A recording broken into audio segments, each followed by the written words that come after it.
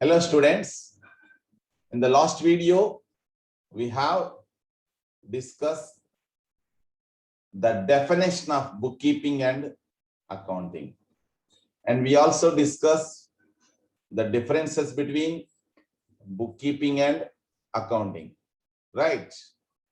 So in this video we are going to know the main objectives of accounting and also the important functions of accounting.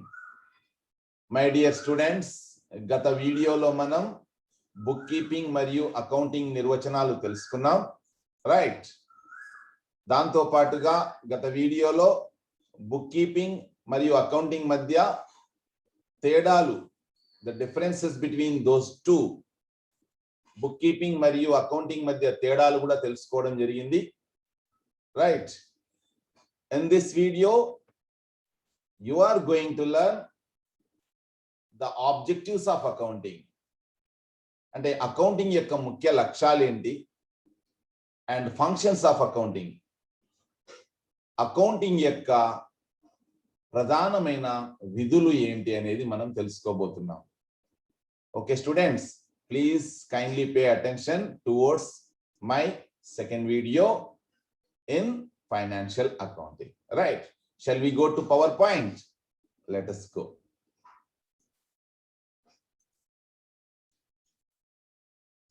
So this is our topic, my dear students, objectives and functions of accounting. Objectives ante lakshalu, functions ante vidulu. Accounting yokka, accounting means telugulo ganaka shastram antam.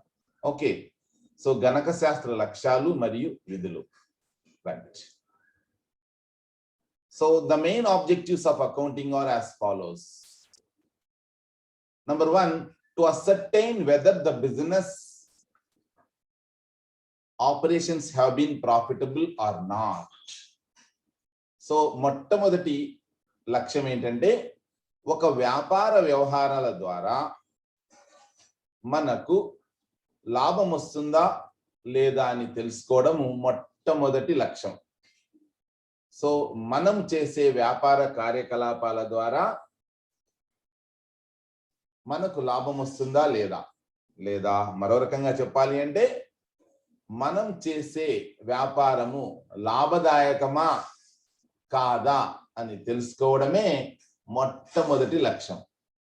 Okay, so మరి అది తెలుసుకోవడానికి, that is to determine profit or loss for the accounting period. Accounting period means 12 months period, right?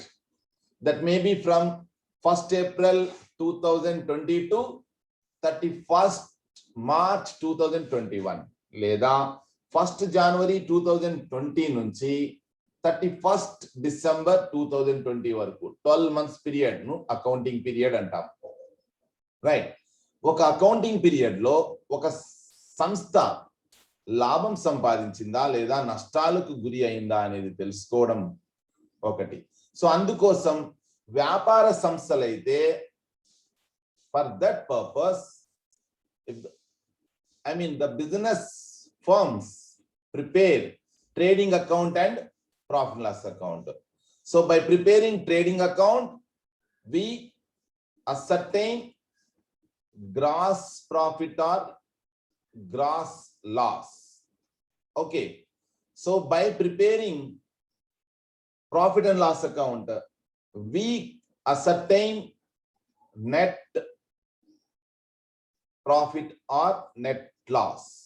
Okay, and income statement, the income statement, that is income and expenditure statement, is prepared by non-trading concerns.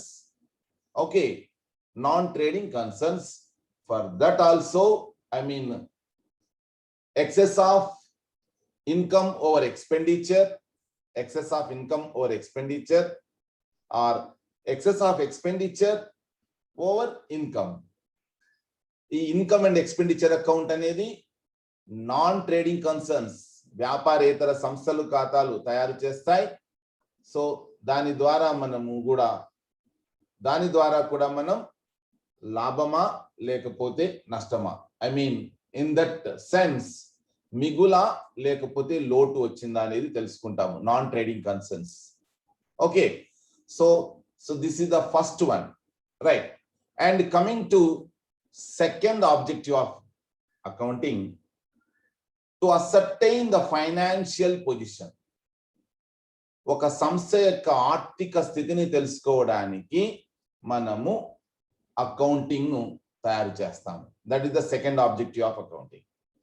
So for that purpose balance sheet is prepared and it is also called as position statement.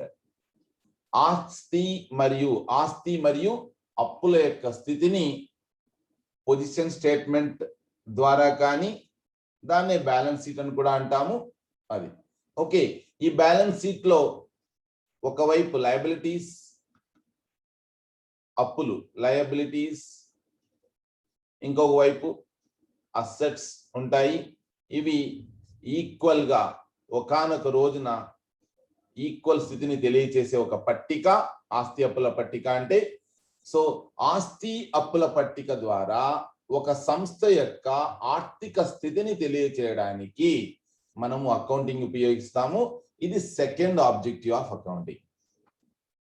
Okay, so far you have learnt number one, to ascertain profit or loss in an accounting period, and number two, to know the financial position of a business.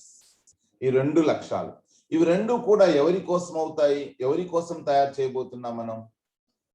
That is for various persons, for the various persons who are very, very important for the business. So to generate information, accounting records generate information which may be helpful to various persons.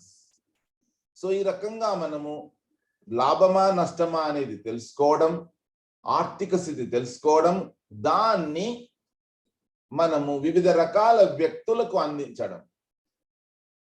ముఖ్యంగా మన సంస్థలోని మేనేజర్లకు. ఎందుకు?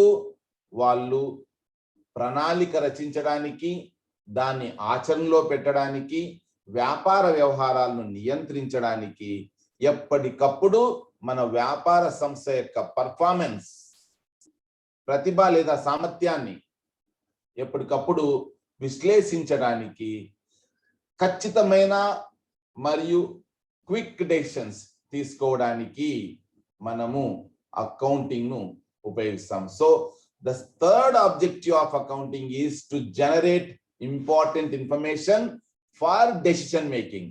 That is the important thing you have to understand, my dear students.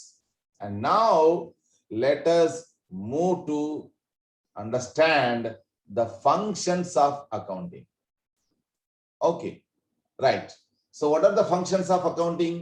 Accounting యొక్క విధులకు వస్తే, మనం writing the business transactions in the journal, అంటే వ్యాపార వ్యవహారాలను మొట్టమొదట చిట్టా, జర్నల్ అంటాము, చిట్టాలో రాయడం, ఆ తర్వాత వాటిని ఆవర్జాలో పోస్ట్ చేయడం, మళ్లించడం అంటాం. ఆ తర్వాత ఆవర్జాలోని వివిధ రకాల ఖాతాలను నిల్వ తేల్చడం, బ్యాలెన్సింగ్ దెమ్ అంటాం. And after that, ఆ తర్వాత preparing final accounts. So preparing final accounts means trading account, profit and loss account, okay, and balance sheet. So this is the first main function of accounting. Okay, so systematic record of business transactions. ఒక క్రమ పద్ధతిలో వ్యాపార వ్యవహారాలను నమోదు చేసి, ఓకేనా? ఎట్లా ఒక సిస్టమాటిక్ రికార్డ్ అంటే, క్రమ పద్ధతిలో అంటే జర్నల్ అని ఉంటుంది. జర్నల్, JOURNL, చిట్టా అంటాం. Day to day transactions journal entries రూపంలో కానీ, సహాయక పుస్తకాల రూపంలో కానీ మనము ఎంటర్ చేస్తాం. డే టు డే ట్రాన్సాక్షన్స్, ఓకేనా, ఎంట్రీస్ రూపంలో. ఆ తర్వాత వాటిని లెడ్జర్ అని ఇంకొక పుస్తకం ఉంటుంది, అందులో various types of real accounts, nominal accounts, personal accounts ఉంటాయి. ఆ ఎంట్రీస్ ను వీటిలోకి మళ్ళిస్తాం. దాన్నే పోస్టింగ్ అంటాం. పోస్టింగ్ చేసిన తర్వాత బ్యాలెన్స్ చేస్తాం. నిల్వ తేల్చడము అంటాం. బ్యాలెన్స్ నిల్వ తేల్స్తే డెబిట్ బ్యాలెన్స్ కానీ క్రెడిట్ బ్యాలెన్స్ కానీ వస్తుంది. సో ఆ బ్యాలెన్సెస్ తో మనము ట్రయల్ బ్యాలెన్స్ తయారు చేస్తాం. ఆ ట్రయల్ బ్యాలెన్స్ సహాయంతో trading account, profit and loss account and balance sheet.